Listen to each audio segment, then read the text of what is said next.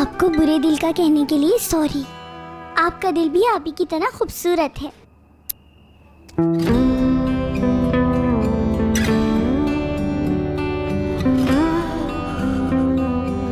जो वादे तुमसे और तुम्हारी आपी से किए उनको जरूर पूरा करूंगा। बिल्कुल फिक्र मत करो, ठीक है? खुश रहो बेटा। अल्लाह हाफिज, मैं चलती हूँ बाबा।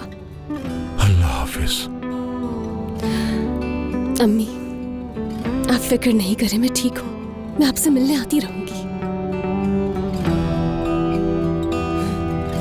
गुल, अपनी साइकिल का बहुत ख्याल रखना तुम, ठीक है?